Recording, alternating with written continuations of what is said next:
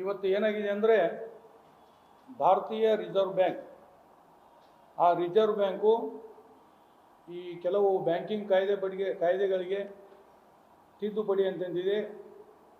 ಆ ತಿದ್ದುಪಡಿಯಲ್ಲಿ ಏನಾಗಿದೆ ಅಂದರೆ ರಿಸರ್ವ್ ಬ್ಯಾಂಕ್ ನಿಯಂತ್ರಣದಲ್ಲಿ ಬರ್ತಕ್ಕಂಥ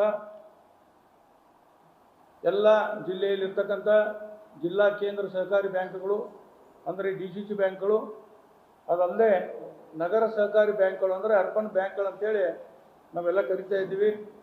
DCC ಬ್ಯಾಂಕ್ಗಳು ಹಾಗೂ ನಗರ ಅರ್ಬನ್ ಸಹಕಾರಿ ಬ್ಯಾಂಕ್ಗಳು RBI ನಿಯಂತ್ರಣದಲ್ಲಿ ಬರ್ತವೆ. ಈ RBIದ ಒಂದು ಹೊಸ ತಿದ್ದುಪಡಿಯ ಪ್ರಕಾರ ಇದನ್ನು ರಿಸರ್ವ್ ಬ್ಯಾಂಕ್ ಕಾಯ್ದೆ ತಿದ್ದುಪಡಿಯ ನಿರ್ದೇಶನಗಳು 2026 ಅಂತೇಳಿ ಭಾರತೀಯ ರಿಸರ್ವ್ ಬ್ಯಾಂಕ್ ಕಾಯ್ದೆ ತಿದ್ದುಪಡಿ 2026 ಅಂತೇಳಿ ಇದಕ್ಕೆ ಈ ಕಾನೂನು ಕರೀತಾರೆ. ಈ ಕಾನೂನಿನಲ್ಲಿ ಏನು ಹೇಳ್ತಾ ಇದೆ ಅಂದರೆ ಯಾವುದೇ ಜಿಲ್ಲಾ ಮಧ್ಯವರ್ತಿ ಬ್ಯಾಂಕ್ಗಳಲ್ಲಾಗಿರ್ಬೋದು ಅಥವಾ ಅರ್ಬನ್ ಬ್ಯಾಂಕ್ಗಳಲ್ಲಾಗಿರ್ಬೋದು ನಿರ್ದೇಶಕರಾಗಿ ಮೊದಲಿತ್ತು 8 ವರ್ಷಗಳ ಕಾಲ ಮಾತ್ರ ಸೇವೆ ಸಲ್ಲಿಸಲಿಕ್ಕೆ ಅವಕಾಶ ಇತ್ತು. ಅದನ್ನು ತಿದ್ದುಪಡಿ ಮಾಡಿ ಈಗ 10 ವರ್ಷ ಹೆಚ್ಚಿದೆ, 10 ವರ್ಷ ಮಾಡಿದೆ. ಈ ಕಾನೂನಿನ ಪ್ರಕಾರ ಈ ಭಾರತೀಯ ರಿಸರ್ವ್ ಬ್ಯಾಂಕಿನ ನಿಯಂತ್ರಣದಲ್ಲಿ ಬರ್ತಕ್ಕಂಥ ಎಲ್ಲ ಬ್ಯಾಂಕ್ಗಳಲ್ಲಿ ನಿರ್ದೇಶಕರಾಗಿ ಕೇವಲ 10 ವರ್ಷ ಅವಧಿಗೆ ಮಾತ್ರ ಸೇವೆಯನ್ನು ಸಲ್ಲಿಸೋಕ್ಕೆ ಅವಕಾಶ ಇದೆ. ಅದರ ನಂತರ ಮತ್ತು ಗ್ಯಾಪ್ ಇರ್ಬೇಕಂತ ಹೇಳ್ತಾರೆ, ಕೂಲಿಂಗ್ ಆಫ್ ಅವಧಿ. ಸುಮಾರು 3 ವರ್ಷಗಳ ಕಾಲ ಆ ಕೂಲಿಂಗ್ ಆಫ್ ಅವಧಿಯನ್ನು ಪೂರ್ಣಗೊಳಿಸಿದ ನಂತರ ಪುನಃ ಅವರು ಅಲ್ಲಿ ಆಯ್ಕೆ ಆಗ್ಬೋದು ಅಂತ ಹೇಳ್ತಾರೆ ಒಂದು ಕಾನೂನನ್ನು ತಿದ್ದುಪಡಿ ತಂದಿದೆ. 2025 ಕಾಯ್ದೆ ತಿದ್ದುಪಡಿ ತಂದ ನಂತರ ಸಹಕಾರಿ ಬ್ಯಾಂಕ್ ಚುನಾವಣೆಗಳಲ್ಲಿ ನಿರ್ದೇಶಕರುಗಳ ಅರ್ಹತೆ ಮೇಲೆ ಪರಿಣಾಮ ಬೀರುವ ಭಾರತೀಯ ರಿಸರ್ವ್ ಬ್ಯಾಂಕಿನ ತಿದ್ದುಪಡಿಗಳನ್ನು ಪ್ರಶ್ನಿಸಿ ಸಲ್ಲಿಸಿ ರಿಟ್ ಅರ್ಜಿಯೊಂದರಲ್ಲಿ ಈ ರಿಟ್ ಅರ್ಜಿ ಏನಪ್ಪ ಅಂದ್ರೆ ಈ ನಿರ್ದೇಶಕರುಗಳಿಗೆ ಕೇವಲ 10 ವರ್ಷ ಮಾತ್ರ ಇರಲಿಕ್ಕೆ ಭಾರತೀಯ ರಿಸರ್ವ್ ಬ್ಯಾಂಕ್ ಒಂದು ನಿಯಮದಲ್ಲಿ ತಿದ್ದುಪಡಿ ತಂತು. ಇದನ್ನು ಪ್ರಶ್ನಿಸಿ ಮಹಾರಾಷ್ಟ್ರದಲ್ಲಿ ಒಬ್ಬರು ಕೋರ್ಟ್ಗೆ ಹೋಗಿದ್ರು. ಇದಕ್ಕೆ ಒಂದು ಸ್ಟೇ ಕೊಡ್ರಿ, ಮಧ್ಯಂತರ ಆದೇಶ ನೀಡಿರ್ತೇನೆ.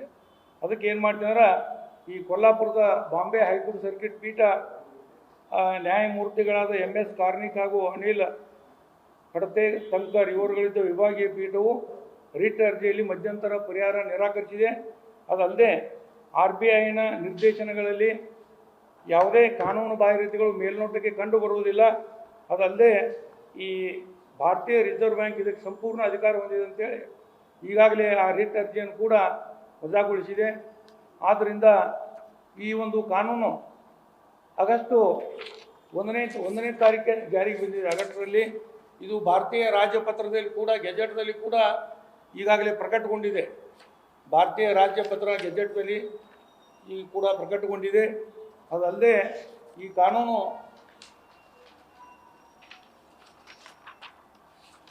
ಆಗಸ್ಟ್ 1ರಿಂದ ಜಾರಿಗೆ ಬರ್ತದೆ ಅಂತ ಹೇಳ್ತಾರೆ. ಇದು ಇದರಲ್ಲಿ ಭಾರತೀಯ ಗೆಜೆಟ್ನಲ್ಲಿ ಇಂಡಿಯಾ ಗೆಜೆಟ್ನಲ್ಲಿ ಪ್ರಕಟಗೊಂಡಿದೆ. ಇದು ಆಗಸ್ಟ್ 1ರಿಂದಲೇ ಜಾರಿಗೆ ಬರ್ತದೆ ಅಂತ ಹೇಳ್ತಾರೆ ಆ ರಿಸರ್ವ್ ಬ್ಯಾಂಕು ಹೇಳಿದೆ. ಇದನ್ನೆಲ್ಲ ಅವಲೋಕಿಸಿದಾಗ ನಮ್ಮದೇನು ಪರಿಸ್ಥಿತಿಪ್ಪ, ಈ ರಾಜಕೀಯ ಒತ್ತಡಕ್ಕೆ ಸಿಲುಕಿದಂಥ ಸಹಕಾರಿ ಇಲಾಖೆ ಹಿರಿಯ ಅಧಿಕಾರಿಗಳು ಇದನ್ನು ಇಂಪ್ಲಿಮೆಂಟ್ ತರಲಿಕ್ಕೆ, ಅನುಪಾಲನೆಗೊಳಿಸಲಿಕ್ಕೆ ರಾಜಕೀಯ ಒತ್ತಡ ಆಗಿರ್ಬೋದು ಹಲವಾರು ಕಾರಣಗಳಿಂದ ಹಿಂದೇಟು ಹಾಕ್ತಿದ್ದಾರೆ. ಆದ್ದರಿಂದ ನಾನು ಮೊನ್ನೆ ಬೆಂಗಳೂರಿಗೆ ಹೋಗಿ ಈ ಪ್ರಧಾನ ಕಾರ್ಯದರ್ಶಿಯವರು ಸಹಕಾರಿ ಇಲಾಖೆ ಇವರು ಖುದ್ದಾಗಿ ಭೇಟಿಯಾಗಿದ್ದೆ. ಅದಲ್ಲದೆ ಮಾನ್ಯ ಮುಖ್ಯಮಂತ್ರಿಗಳಿಗೆ ಹಾಗೂ ಶಾಲಿನಿ ರಜನೀಶ್ ಅವರಿಗೆ ಮತ್ತು ಕಾನೂನು ಮತ್ತು ಸಂಸದೀಯ ಇಲಾಖೆ ಕಾರ್ಯದರ್ಶಿಗಳು ಕೂಡ ನಾನು ಈ ಒಂದು ಮನವಿಯನ್ನು ಕೊಟ್ಟಿದ್ದೀನಿ. ನಂದೇನಪ್ಪ ಡಿಮಾಂಡ್ ಅಂದ್ರೆ ಇವತ್ತು ಬೆಳಗಾವಿ ಜಿಲ್ಲಾ ಕೇಂದ್ರ ಸಹಕಾರಿ ಬ್ಯಾಂಕ್ ಆಗಿರ್ಬೋದು, ರಾಜ್ಯದಲ್ಲಿ ಇರ್ತಕ್ಕಂಥ ಇತರೆ ಜಿಲ್ಲಾ ಕೇಂದ್ರ ಸಹಕಾರಿ ಬ್ಯಾಂಕ್ಗಳಲ್ಲಿ ಮತ್ತು ಅರ್ಬನ್ ಬ್ಯಾಂಕ್ಗಳಲ್ಲಿ ಯಾವ ನಿರ್ದೇಶಕರು 10 ವರ್ಷಕ್ಕಿಂತ ಹೆಚ್ಚಿನ ಅವಧಿಯಲ್ಲಿ ಒಂದು ಸೇವೆಯನ್ನು ಸಲ್ಲಿಸಿದ್ದಾರೆ, ನಿರ್ದೇಶಕರಾಗಿ ಚುನಾಯಿತರಾಗಿದ್ದಾರೆ, ಅಂಥವ್ರನ್ನ ಕೂಡಲೇ ಈ ನಿರ್ದೇಶಕರ ಹುದ್ದೆಯಿಂದ ಅನರ್ಹಗೊಳಿಸಬೇಕು. ಆ ಅನರ್ಹಗೊಳಿಸದಿದ್ದಲ್ಲಿ ನಾನು ಕಾನೂನಾತ್ಮಕ ಹೋರಾಟ ಮಾಡ್ತೀನಿ ಅಂತ ಹೇಳಿದ್ದೀನಿ. ಅದಲ್ಲದೆ ಮುಂದುವರಿದು ಏನಾಗಿತ್ತು ಅಂದ್ರೆ ಇದು ಆಗಸ್ಟ್ 1ರಲ್ಲೇ ಜಾರಿಗೆ ಬಂದಿತ್ತು. ಅದರ ನಂತರ ಆದಂಥ ಚುನಾವಣೆಗಳಲ್ಲಿ ಇವತ್ತು ಬೆಳಗಾವಿ DCC ಬ್ಯಾಂಕು ಅಕ್ಟೋಬರ್ 10ನೇ ತಾರೀಕಾಗಿತ್ತು ಚುನಾವಣೆ. ಅದಕ್ಕಿಂತ ಮುಂಚೆನೇ ಇದು ಕಾನೂನು ಜಾರಿಗೆ ಬಂದಿದ್ರು ಕೂಡ ಈ ಚುನಾವಣೆ ನೀಡಲಿಕ್ಕೆ ಯಾಕೆ ಅವಕಾಶ ಕೊಟ್ಟರಪ್ಪ ಚುನಾವಣಾ ಅಧಿಕಾರಿಗಳು? ಇದು DCC ಬ್ಯಾಂಕ್ ಬೆಳಗಾವಿ ಅಷ್ಟೇ ಅಲ್ಲ, ರಾಜ್ಯದಲ್ಲಿ ಇರ್ತಕ್ಕಂಥ ಯಾವ ಡಿ ಸಿ ಸಿ ಬ್ಯಾಂಕ್ ಚುನಾವಣೆಗಳು ಈ ಕಾನೂನು ಜಾರಿ ತಿದ್ದುಪಡಿ ಆದ ನಂತರ ನಡೆದವ, ಅದಲ್ಲದೆ ಅರ್ಬನ್ ಬ್ಯಾಂಕಲ್ಲಿ ನಡೆದವ, ಅದಕ್ಕೆ ಯಾವ ಚುನಾವಣೆ ಅಧಿಕಾರಿಗಳನ್ನ ಹಾಕಿದ್ರಿ ಅವ್ರ ಮೇಲೂ ಕೂಡ ಕಾನೂನು ರೀತಿ ಕ್ರಮ ಕೈಗೊಳ್ಬೇಕಂತ ಹೇಳ್ತೀನಿ. ನಾನು ಸರ್ಕಾರಕ್ಕೆ ಒಂದು ಮನವಿ ಕೊಟ್ಟಿದ್ದೀನಿ. ಈ ಒಂದು ಕಾನೂನು 100% ಜಾರಿಗೆ ಇವರು ಅಧಿಕಾರಿಗಳು ಕೊಡದೇ ಇದ್ದಲ್ಲಿ ನಾನು ಕಾನೂನಾತ್ಮಕ ಹೋರಾಟ ಮಾಡ್ತೀನಿ ಅಂತೇಳಿ ಬಯಸ್ತಾ ಇದ್ದೀನಿ. ಅದಲ್ಲದೆ ಇದು ಬಂದ ನಂತರ ನಾನು ಡಿ ಸಿ ಸಿ ಬ್ಯಾಂಕ್ ಒಂದು ಅರ್ಜಿ ಹಾಕಿದ್ದೆ, ಬೆಳಗಾವಿ ಡಿ ಸಿ ಸಿ ಬ್ಯಾಂಕ್ಗೆ ಮಾಹಿತಿ ಹಾಕಿನಿಂದ ನಿಮ್ಮಲ್ಲೇ 10 ವರ್ಷ ಪೂರೈಸಿದವರು ಯಾರಿದ್ದಾರೆ ಅಂತ ಕೇಳಿ ಅವ್ರು ನನಗೆ ಏನು ಹೇಳಿರಪ್ಪ ಅಂದ್ರೆ ನೀವು ಮಾಹಿತಿ ಕೊಡಕ್ಕೆ ಹೋಗೋದು ಅಂತೇಳಿ ನಾನು ಅರ್ಜಿಯನ್ನು ವಜಾಗೊಳಿಸಿದ್ರು ಬೆಳಗಾವಿ ಡಿ ಸಿ ಸಿ ಬ್ಯಾಂಕ್ದವರು. ಆದರೆ ನನಗೆಲ್ಲ ಗೊತ್ತಿದೆ, ನನಗೆ ತಿಳಿದ ಮಟ್ಟಿಗೆ ಇವತ್ತು ಬೆಳಗಾವಿ ಜಿಲ್ಲಾ ಸಹಕಾರಿ ಬ್ಯಾಂಕ್ದಲ್ಲಿ ಸುಮಾರು 7 ಜನರು 10 ವರ್ಷಕ್ಕಿಂತ ಹೆಚ್ಚು ನಿರ್ದೇಶಕರಾಗಿದ್ದಾರೆ. ಅವ್ರು ಯಾರಪ್ಪ ಅಂದ್ರೆ ಅದರಲ್ಲೇ ಅಣ್ಣಾ ಸಾಹೇಬ್ ಜೊಲ್ಲೆಯವರು, ರಮೇಶ್ ಕತ್ತಿಯವರು, ಲಕ್ಷ್ಮಣ್ ಸವದಿಯವರು, ಮಹಾಂತೇಶ್ ದೊಡ್ಡಗೌಡವರು, ಅರವಿಂದ್ ಪಾಟೀಲ್ರವರು, ನೀಲಕಂಠ ಕಪ್ಪಲ್ಗುದ್ದಿಯವರು ಮತ್ತು ಅಪ್ಪ ಸಾಹೇಬ್ ಕುಲಗುಡಿಯವರು. ಇವರು 7 ಜನ ಈಗ ನಾವು ತಿಳಿದ ಮಟ್ಟಿಗೆ, ಯಾಕಂದ್ರೆ ಮಾಹಿತಿ ಹಾಕಿನಿಂದ ಅವ್ರು ಕೊಡ್ತಾ ಇಲ್ಲ. ಈ 7 ಜನರು ಈಗಾಗಲೇ ಇವರು 10 ವರ್ಷಕ್ಕಿಂತ ಹೆಚ್ಚು ಅವಧಿಯನ್ನು ಸಲ್ಲಿಸಿದ್ದಾರೆ. ನಾನು ಇವ್ರ ಮ್ಯಾಗ ಯಾವುದೇ ದ್ವೇಷದಿಂದ ಈ ಕಾನೂನಿನ ಬಗ್ಗೆ ಹೇಳ್ತಾ ಇಲ್ಲ. ಇವರೆಲ್ಲ ನಮ್ಮ ಹಿರಿಯರದಾರು, ಮಾರ್ಗದರ್ಶಕರದಾರು ಕೆಲವರು. ಆದರೆ ಒಂದೇನಪ್ಪ ಅಂದ್ರೆ ಕಾನೂನಿನ ವ್ಯವಸ್ಥೆಯಲ್ಲಿ ಎಲ್ಲ ಸಮಾನರಂತೇಳಿ ನಾನು ಕಾನೂನಾತ್ಮಕ ಹೋರಾಟ ಮಾಡ್ತಾ ಇದ್ದೀನಿ. ನನಗೇನು ಇವ್ರ ಮ್ಯಾಗ ದ್ವೇಷ, ನಾನು ಡಿ ಸಿ ಸಿ ಬ್ಯಾಂಕ್ ಚುನಾವಣೆ ನಿಂತವಲ್ಲ, ನಾಮಿನೇಷನ್ ಆಗಬೇಕಂತೂ ಇಲ್ಲ.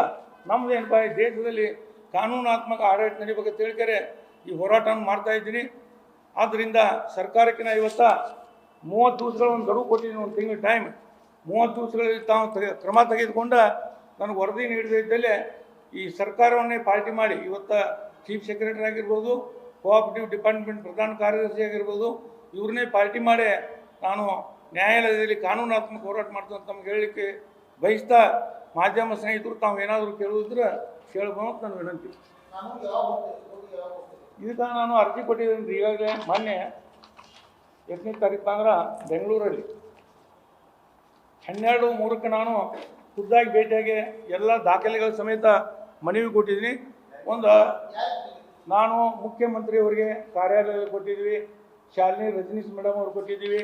ಅದಲ್ಲದೆ ನಮ್ಮ ಸತ್ಯನವ್ರ ಸಾಹೇಬರು ಕೋಆಪರೇಟಿವ್ ಡಿಪಾರ್ಟ್ಮೆಂಟ್ ಪ್ರಧಾನ ಕಾರ್ಯದರ್ಶಿಗಳು ಅವ್ರಿಗೂ ಕೂಡ ಕೊಟ್ಟಿದ್ವಿ. ಮತ್ತು ಕಾನೂನು ಇಲಾಖೆ ಪ್ರಧಾನ ಕಾರ್ಯದರ್ಶಿ ಅವರಿಗೆ ಒಟ್ಟು ನಾವು 4 ಜನರಿಗೆ ಮನವಿ ಕೊಟ್ಟು ಬಂದಿದ್ವಿ. ಇವ್ರು ಏನಾದರೂ ಯಾಕಂದ್ರೆ ಸ್ವಲ್ಪ ಕಾಲಾವಕಾಶ ಕೊಡಬೇಕಾಗೈತಿ, ಆದರೂ ಇವರೆಲ್ಲ ತಪ್ಪು ಮಾಡಿದ್ದಾರೆ. ನಂದೇನು ಪ್ರಶ್ನೆ, ಇವರಿಗೆಲ್ಲ ಇದು ಜಾರಿಗೆ ಬಂದ ನಂತರ ನೀವು ಚುನಾವಣೆಗೆ ಯಾಕೆ ನಿಲ್ಬಿಟ್ರಿ ಅವ್ರಿಗೆ?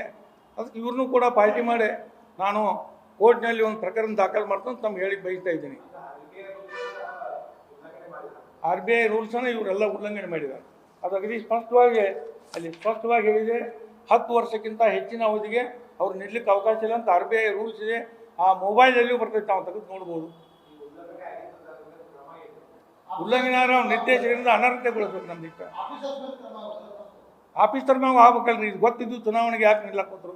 ಅದಕ್ಕೆ ನಾನು ಮಾನ್ಯ ಬೆಳಗಾವಿ ನಮ್ಮ ಉಪವಿಭಾಗಾಧಿಕಾರಿಗಳು ಅದಕ್ಕೆ ಇದ್ದಿದ್ರು. ಏನಪ್ಪ ಅಂದ್ರೆ ಅವರ ಚುನಾವಣಾ ಅಧಿಕಾರಿಗಳಿದ್ದರು, ಅವ್ರಿಗೂ ಒಂದು ಅರ್ಜಿ ಹಾಕಿದ್ನ. ಯಾವ ಕಾನೂನು ಪ್ರಕಾರ ನೀವು ಇವ್ರಿಗೆ ಚುನಾವಣೆಗೆ ನಿಲ್ಲಕ್ಕೆ ಕೊಟ್ಟಿರೋ ಕಾನೂನು ಪ್ರತಿ ಕೊಡಂದ್ರೆ ಅವ್ರು ನನ್ನ ಅರ್ಜಿಯನ್ನು ಡಿ ಸಿ ಸಿ ಬ್ಯಾಂಕ್ ವರ್ಗಾಯಿಸಿದ್ರು. ಡಿ ಸಿ ಸಿ ಬ್ಯಾಂಕ್ದವರ ITIದಲ್ಲಿ ಬರೋದು ಅಂತೇಳಿ ಉದ್ದೇಶಪೂರ್ವಕವಾಗಿ ನನ್ನ ಅರ್ಜಿಯನ್ನು ಇವತ್ತು ತಿರಸ್ಕಾರ ಮಾಡಿದ್ದಾರೆ. ಆದ್ದರಿಂದ ನಾನು ಹೋರಾಟವನ್ನು ಇದರಲ್ಲಿ ಯಾವುದೇ ರೀತಿಯಿಂದ ಹಿಂಸರಿದಿಲ್ಲ, ಕಾನೂನಾತ್ಮಕ ಹೋರಾಟ ಮಾಡ್ತೀನಿ ಅಂತೇಳಿ ನಾನು ತಮಗೆಲ್ಲ ಹೇಳಿಕ್ಕೆ ಬಯಸ್ತಾ ಇದ್ದೀನಿ. ಮತ್ತೊಂದು ಮಾತನ್ನು ಪುನಃ ಹೇಳಿಕ್ಕೆ ಬಯಸ್ತಾ ಇದ್ದೀನಿ, ನಾನು ಚುನಾವಣೆಗೆ ನಿಂತವಲ್ಲ, ಇವ್ರು ಯಾರೂ ನಮ್ಮ ವೈರಿಗಳು ಅಲ್ಲ. ನಂದೇನಪ್ಪ, ಕಾನೂನಿನಲ್ಲಿ ಎಲ್ಲರೂ ಸರಿ ಸಮಾನರು ಆ ದೃಷ್ಟಿಯಿಂದ ಹೋರಾಟ ಮಾಡ್ತಂತ ತಮಗೆ ಹೇಳಿಕ್ಕೆ ಬಯಸ್ತಾ, ಸುಮಾರು ಒಂದು ತಿಂಗಳ ಗಡುವು ನಂದು. ಅಲ್ಲಿ 20 ದಿವಸ ಹೇಳಿದ್ದೀನಿ, ಇನ್ನೊಂದು 10 ದಿವಸ ಹೆಚ್ಚು ಕೊಟ್ಟ. ಇವ್ರು ಏನಾದರೂ ಇವ್ರನ್ನ ಅನರ್ಹಗೊಳಿಸಿ ಇದ್ದಲ್ಲಿ ನಾನು ನನ್ನ ಕಾನೂನಾತ್ಮಕ ಹೋರಾಟವನ್ನು ಮುಂದುವರಿಸಿ ಇಡೀ ರಾಜ್ಯಕ್ಕೆ ಇದು ಅನ್ವಯವಾಗಿ ಮಾಡ್ತಾನೆ ಅಂತ ಹೇಳಿಕ್ಕೆ ಬಯಸ್ತಾ ಇಲ್ಲ. ಈಗ ಅವ್ರು ಹೇಳಿದ್ರಿ ಜಿಲ್ಲಾ ಮಧ್ಯವರ್ತಿ ಬ್ಯಾಂಕ್ ಕೊಡ್ರಿ, ಯಾವ RBI ನಿಯಂತ್ರಣದಲ್ಲಿದ್ದಾವೆ ಎಲ್ಲ ಬ್ಯಾಂಕ್ಗಳು, ಹಳಿ ಅರ್ಬನ್ ಬ್ಯಾಂಕ್ಗಳು RBI ನಿಯಂತ್ರಣ ಇದ್ದಂಥ ಬ್ಯಾಂಕ್ಗಳು. ನಾನು ಯಾಕಂದ್ರೆ ಕೋರ್ಟ್ಗೆ ಹಾಕ್ಬೇಕಾರೆ ಅಧಿಕೃತ ದಾಖಲೆ ನಾನು ITIಯಿಂದ ತೊಗೋಬೇಕಾಗೈತಿ. ಅದನ್ನು ಕೂಡ RBI ರಿಸರ್ವ್ ಬ್ಯಾಂಕ್ ಅರ್ಜಿ ಕೊಟ್ಟಿದ್ದೀವಿ. ಮತ್ತು ಈಗಾಗಲೇ ಇಲ್ಲೆಲ್ಲ ಮಾಹಿತಿಗಳು ಅದಾವ ನಮ್ಮ ಕಡೆ. ಇದನ್ನು ಇಂಪ್ಲಿಮೆಂಟ್ ಆಗೈತೆ ಅಂತ ಹೇಳ್ತಾರೆ ಅವ್ರು ಹೇಳಿದ್ದಾರೆ. ಆಗಸ್ಟ್ 1 ಅಂದರೆ ಇದು ನಮ್ಮ ಡಿ ಸಿ ಬ್ಯಾಂಕ್ ಚುನಾವಣೆ ಅದರ ನಂತರ ಆಗೈತಿ ಇದು. ಆದ್ರೂ ಇವ್ರು ಹೆಂಗೆ ಅವಕಾಶ ಕೊಟ್ಟರು? Amendment provision has come into affected on August 1, 2025 ಅಂತ RBI ಕೊಟ್ಟವರ ಹೇಳಿದ್ದಾರೆ ಇಲ್ಲಿ. ಅದರ ನಂತರ ಚುನಾವಣೆಗೆ ಯಾಕೆ ಅವಕಾಶ ಕೊಟ್ಟಿರೋ? ಅದಕ್ಕೆ ಅನರ್ಹ ಮಾಡಂತ ಹೇಳಿ ದೂರು ಕೊಟ್ಟಿವಿ. ಈ ಕಾಯ್ದೆ ಯಾವ್ದ್ರಿ? ಇದು ಆಗಸ್ಟ್ 1ರಿಂದ ಬರ್ದಲ್ರಿ ಇದು. ಇದ್ರಿ board and appointment of directors. ಇಲ್ಲಿ ಬರೋದು ಏನು ಬರೆದಾರು ಇಂಗ್ಲೀಷ್ ನಂಗೆ ಜಾಸ್ತಿ ಬರೋದಿಲ್ಲ. Amendment provision has come into affected on August 1, 2025. ಅಂದರೆ ನಮ್ಮದು ಅಕ್ಟೋಬರ್ದಲ್ಲಿ ಇಲೆಕ್ಷನ್ ಆಗಿದೆ, ಇದು ಆಗಸ್ಟ್ದಲ್ಲಿ ಬಂದಿದೆ. ನಿಲ್ಲಕ್ಕೆ ಹೆಂಗೆ ಕೊಟ್ಟರು ಇವ್ರ? ಕಾನೂನು ಮುಚ್ಚಿಟ್ಟಿವ್ರೆ ರಾಜಕಾರಣ ಮಾಡ್ತಾರಂತೇಳಿ ನನ್ನ ಪ್ರಶ್ನೆ. ನಾನೊಬ್ಬ ಕಾನೂನು ಹೋರಾಟಗಾರಾಗೆ ಕಾನೂನಂತೆ ಎಲ್ಲ ನಡಿಬೇಕಂತೇಳಿ ನಾನು ಹೋರಾಟ. ಈಗ ನನಗೆ ಗೊತ್ತಿದ್ದ ಮಟ್ಟಿಗೆ, ಯಾಕಂದ್ರೆ ಇದರಲ್ಲಿ ಗೊತ್ತಿಲ್ಲ ಅವರು. ಮೊದಲನೇದಾಗಿ ಅಣ್ಣಾ ಸಾಹೇಬ್ ಜೊಲ್ಲೆ ಅವ್ರ ನಂತರ ರಮೇಶ್ ಕತ್ತಿ ಅವರು, ಅದರ ನಂತರ ಲಕ್ಷ್ಮಣ್ ಸವದಿ ಅವರು, ಮುಂದೆ ಮಹಾಂತೇಶ್ ದೊಡ್ಡಗೌಡ್ರವರು, ಅರವಿಂದ್ ಪಾಟೀಲ್ರವರು, ಕಲ್ಲೋಳೆ ನೀಲ್ಕಂಠ ಕಪಿಲ್ಗುದ್ದಿ ಅವರು, ರಾಯಬಾಗದ ಅಪ್ಪಸಾಬ್ ಕುಲಗೂಡಿ ಅವರು. ಇವರು ಈಗ 7 ಜನ ಅತ್ಯಂತ 10 ವರ್ಷಕ್ಕಿಂತ ಹೆಚ್ಚು ಅವಧಿಗೆ ಇವರು ಡೈರೆಕ್ಟರ್ ಆಗಿದ್ದಾರೆ. ಇವರಂತೂ ಅನರ್ಹಗೊಳ್ಳ 100% ಅನರ್ಹಗೊಳಿಸ್ತದೆ ಸರ್ಕಾರ ಅಂತೇಳಿ ನನಗೆ ಭರವಸೆ ಇದೆ.